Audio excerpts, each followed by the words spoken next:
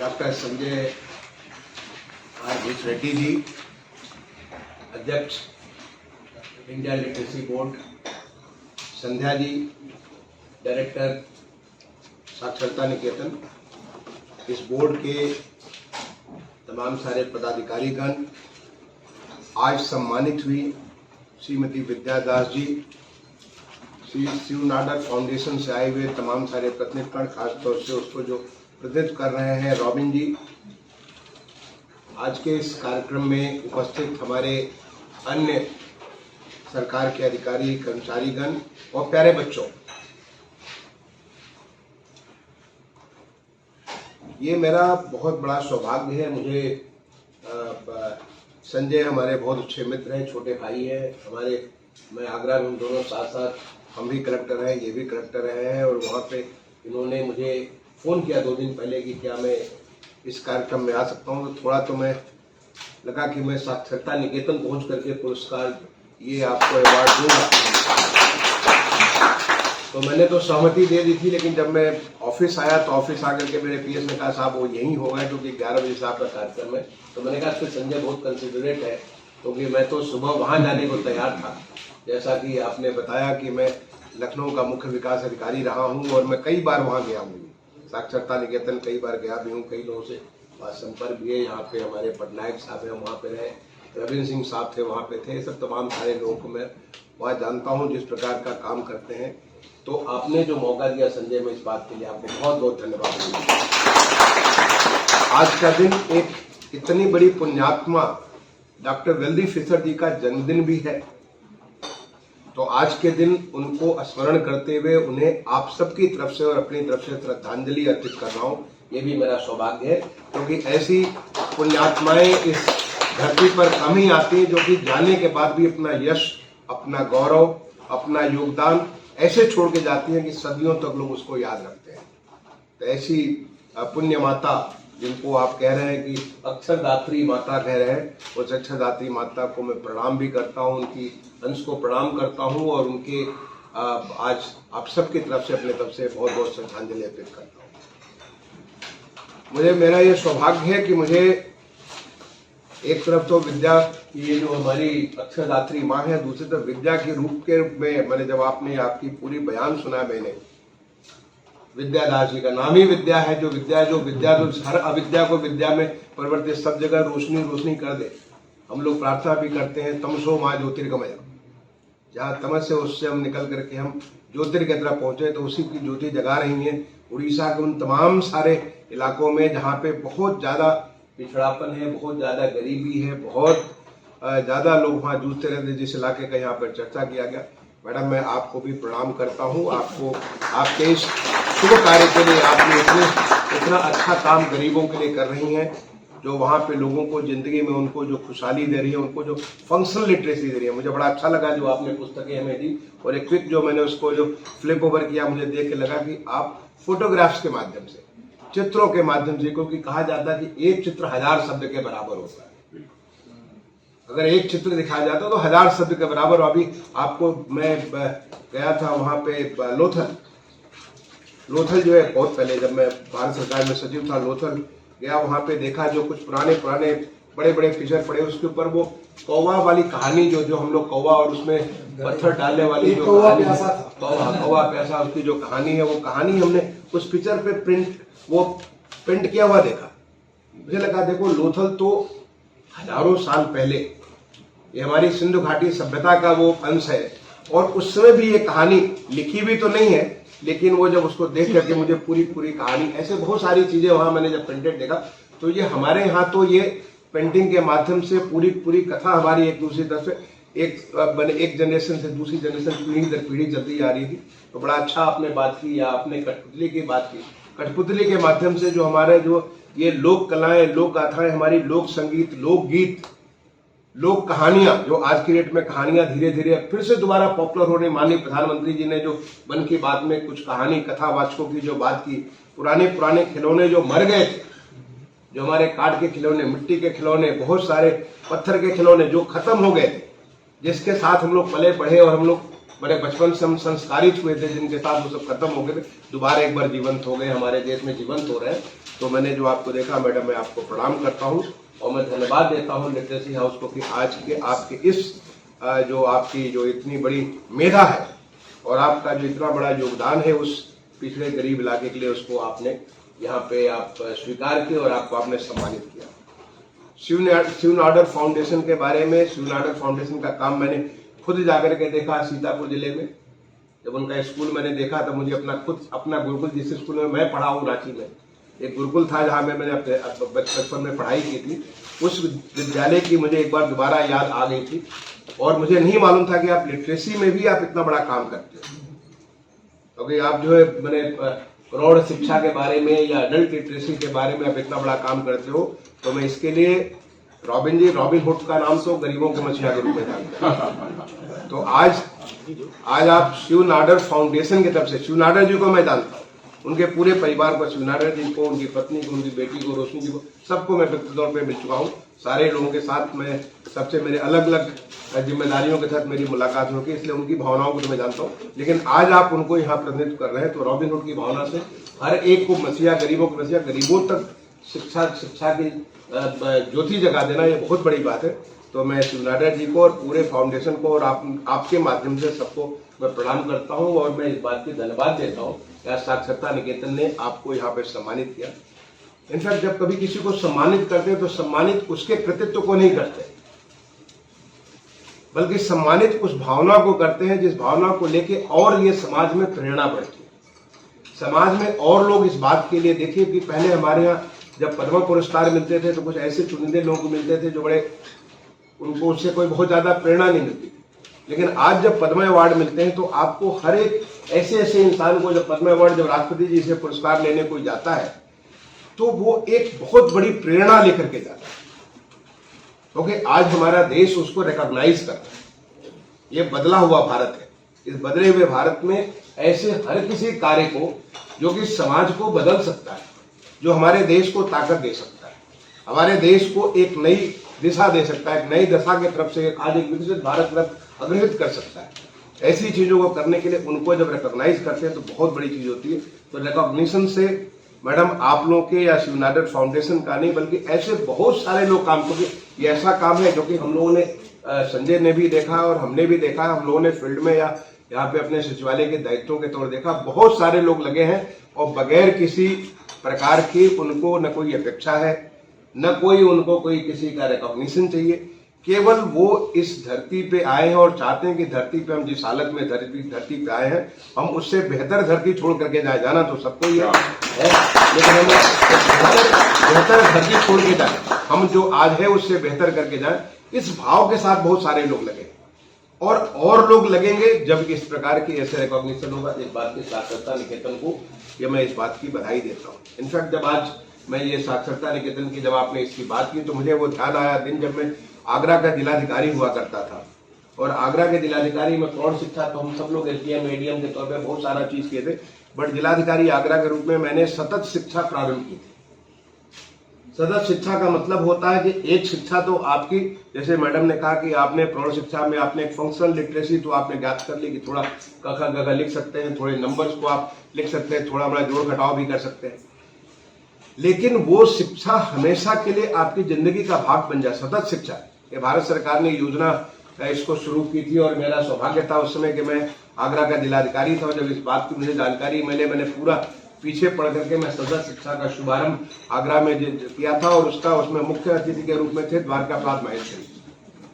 आपने शायद, मैंने उनको जानबूझ करके, द्वारका प्रसाद माहेश्वरी का नाम आप जानते होंगे, वो बच्चों के गांधी कहे जाते हैं, बच्चों के गांधी कहे जाते हैं। अगर उनकी जो जीवनी उन्होंने लिखी, उस जीवनी में एक चैप्टर वो मेरे बारे में उन्होंने लिखा जब मैं आगरा का कलेक्टर हुआ करता था, तो उसमें उनको मैंने मुख्य अतिथि रखा ताकि वो बच्चों के गांधी, वो बच्चों में ये भाव लाना, बच्चों में इस चीज को लाना, ये बहुत बड़ा। एक साथ 10,000 बच्चों ने मिलकर के आगरा के स्टेडियम में 11 गीत, जिसमें 11वां गीत द्वारका प्रसाद माहेश्वरी जी का गीत था, वो सारे 11 गीत पूरे के पूरे, उसको एक युवा बरादरी, मुझे देखो आज भी याद है, मैंने अहमदाबाद से युवा बरादरी के लोगों को बुलाया था, 25 स्कूलों से बच्चों को तैयार किया था, 40 स्कूलों से 250 बच्चों को तैयार किया था, उसका पूरा एक 3 महीने का पूरा ट्रेनिंग करके लास्ट में प्रोग्राम दे स्पॉन्सर लेते थे। ये जो मैंने जो सतत शिक्षा का कार्यक्रम शुरू किया था। मैं समझता हूँ कि जब संजय भूस रेड्डी साहब वहाँ जिलाधिकारी रहे होंगे, मेरे काफी बाद में रहे, जब वो जिलाधिकारी रहे होंगे तो उन्होंने उस चीज को आगे बढ़ाई होगी। शिक्षा हमारे जीवन का वैसे ही है जैसे कि हमारी आंख है। आप सोचिए, अगर हमारी आंख न हो तो हम कुछ देख ही नहीं सकते। दुनिया इतनी खूबसूरत है, इतनी रंगीली है, इतना सब कुछ दुनिया में, इतनी सारी चीजें हैं, हमें फिर हरे और पीले में फर्क नहीं नजर आएगा। अगर आंख न हो तो हमें फर्क नहीं नजर आएगा। वैसे अगर शिक्षित हो तो हमारे लिए कुछ भी समझ में नहीं आता। हम सुन सकते हैं, समझ सकते हैं, लेकिन वो जो चीज, उसकी गहराई, उस बात को नहीं समझ पाते। और उस शिक्षा से महरूम कौन रहता है? ऐसा नहीं कि हमारे देश में लोग अशिक्षित पहले से हुआ करते थे। अगर आप हमारे पुराने प्राचीन जो हमारे पुराण है, हमारे शास्त्र है, हमारे जो हमारे पुराने जो ग्रंथ, उन ग्रंथों को अगर आप पढ़ेंगे तो हमारी तो विदुषी महिलाएं हुआ करती थी। हमारी महिलाएं शास्त्रार्थ किया करती थी। हमारी महिलाएं जो है वो हर चीज में, जीवन में आगे रहा करती थी, चाहे वो कृषि का क्षेत्र हो, विज्ञान का क्षेत्र हो, दर्शन का क्षेत्र हो, कोई भी क्षेत्र से महिलाएं हमारे हमेशा अग्रणी रहा करती थी। लेकिन एक वक्त आया जो कि हमारे देश में पर्दा लग गया। एक ऐसा वक्त आया कि जब हमने महिलाओं को अपनी जीवन से बिल्कुल अलग कर दिया। महिलाओं के बगैर, महिलाएं तो जिंदगी का एक, वो वैसे ही जैसे रात अगर है तो दिन भी होना चाहिए। अगर दिन नहीं है तो रात का कोई महत्व नहीं है, रात नहीं है तो दिन का कोई महत्व नहीं। दोनों के दोनों एक दूसरे के एक संपूरक होते हैं। वैसे स्त्री और पुरुष दोनों एक दूसरे के संपूरक होते हैं। ऐसी प्रकृति ने अपने आप को रच रखा है। और ऐसा ही हमारे देश में था। आप पूरे देश में अगर पुरानी चीजों को, किसी भी मंदिर में जाइए, किसी भी ग्रंथ को पढ़ लीजिए, आप देखिए कि महिलाओं का क्या योगदान था। लेकिन एक समय आया हमारे इतिहास में, एक ऐसा वक्त आया जबकि हमारे देश में पर्दा प्रथा पूरी तरह से, लोग, महिलाएं अपने आप को असुरक्षित महसूस करने लगे। महिलाएं घर से बाहर निकलनी मुश्किल हो गई उनका। अब घर से बाहर निकलेगी, एक छोटी बच्ची अपने घर से बाहर जब निकलेगी तो पढ़ेगी कैसे? तो जो राजा महाराजा थे उनके घरों में तो बच्चों को पढ़ा लेते थे, वो विदुषी उनकी जो राजकुमारियां बन जाती थी। लेकिन जो आम आदमी था, आम आदमी की बच्चियां पढ़ना बंद कर दी। और इसका नतीजा ये निकला कि पूरा का पूरा हमारे जनरेशन, पीढ़ी दर पीढ़ी हमारी महिलाएं अशिक्षित हो गई। आप जो अगर आप देखें तो अशिक्षित महिला, अभी आपने डाटा दिया कि 80% महिलाएं थी जो कि आपने जिनको शिक्षित किया। मैं तो समझता हूं महिलाओं का प्रतिशत आज 80%, इसलिए कि बहुत चीजें बदल चुकी है, स्थितियां बहुत काफी बदल गई इसके नाते। अदरवाइज अगर आप देखें तो पहले 100% हमारी महिलाएं थी जो कि अशिक्षित हुआ करती थी। और महिला शिक्षित हो इसका मतलब कि क्या हुआ कि जनरेशन अशिक्षित है। क्योंकि हमारी पहली अध्यापक जो है, पहली गुरु जो हम कहते हैं मातृदेवो भव, हम कहते हैं सबसे पहली गुरु हमारी जिंदगी में हमारी माँ होती है। माँ से ऊपर मातृदेवो भव, पितृदेवो भव, गुरुदेवो भव। मैंने पहले माता होती है, उसका पिता होता है, उसका गुरु होता है। सबसे पहला गुरु हमारी माँ होती है। और माँ ही अशिक्षित है तो हमारा गुरु अशिक्षित है, वो क्या हमें पढ़ाएगा? जहां हमारा ज्ञान जो है रामायण में और गीता में और ये सब तमाम सारे ग्रंथों में भरा पड़ा है, अगर माँ ही हमारी उस बातों को नहीं समझ सकती है तो फिर हमको कैसे वो पढ़ा सकती है? और ये हमारे देश की शिक्षा का कारण जो था वो पर्दा सिस्टम था। दूसरी हमारे देश की अशिक्षा का जो बहुत बड़ा कारण था हमारी निर्धनता। जो जिस प्रकार से हमारी जो एक गौरवशाली हमारे इतिहास, जो सोने की चिड़िया इस देश को कहते थे। इस देश में चाहे हमारा कृषि हो, हमारा शिल्प हो, हमारा कुछ भी हो, आप पुरानी चीजों को उठा करके देख लीजिए, हर चीज में हम यहाँ हमारे देश में दुनिया का लगभग 25 से 30% हमारी जीडीपी हिंदुस्तान की हुआ करती थी।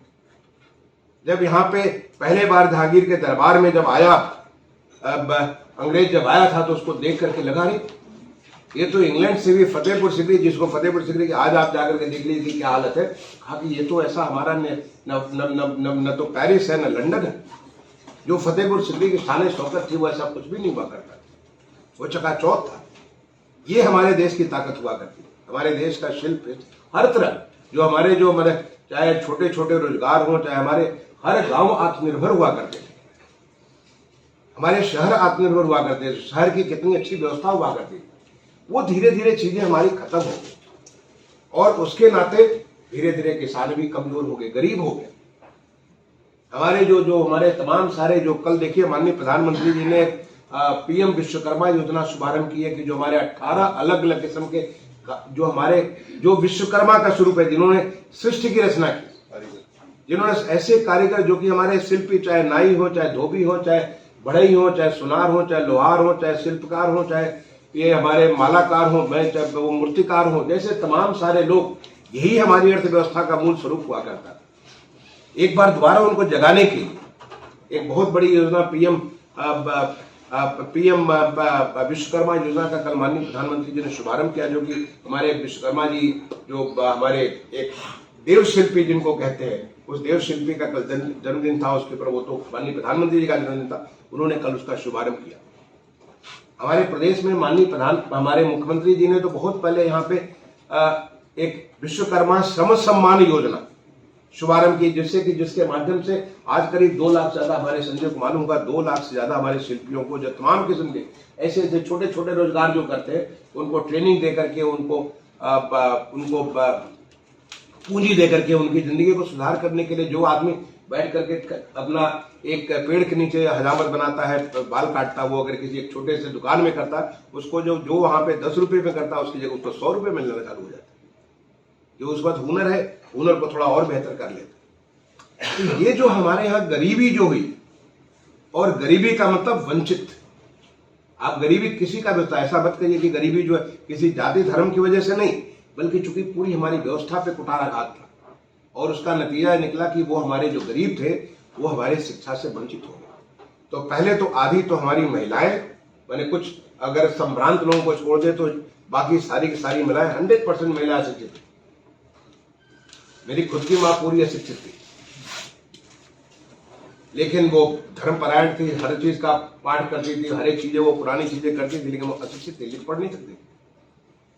क्यों? एक अच्छे घर के होकर के भी उनको, महिलाओं को, उनको पर्दा सिस्टम था, नहीं पढ़ सकते, पढ़ना उनको अलाउड नहीं था।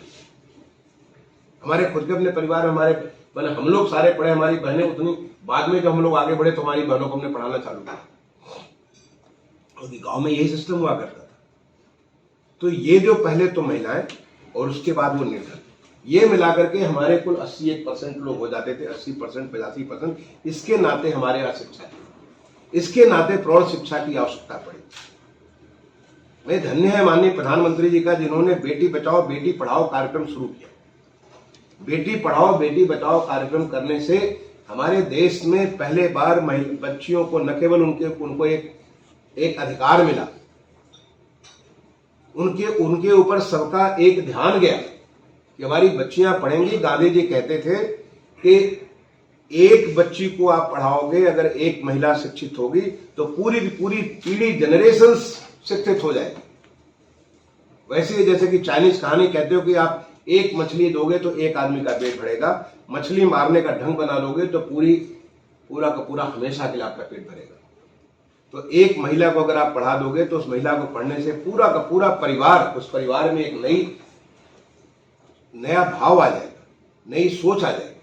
और आज बेटी पढ़ाओ बेटी बचाओ का ये नतीजा निकला कि हमारे जो NFHS के जो हमारे डाटा है उसके मुताबिक आज मैंने मेल फीमेल का जो रेशियो है उन तमाम सारे राज्यों में जहां नेगेटिव हुआ करता है, 900 से भी कम, हजार पुरुष में 900 से भी कम बच्चियां हुआ करती थी, आज वहां पे भी काफी वृद्धि हुआ। और हमारे प्रदेश में तो बहुत वृद्धि हुआ है। उत्तर प्रदेश का NFHS 5 का जो डाटा है उसमें बहुत ज्यादा वृद्धि हुई, लेकिन सभी प्रदेशों में वृद्धि हुआ।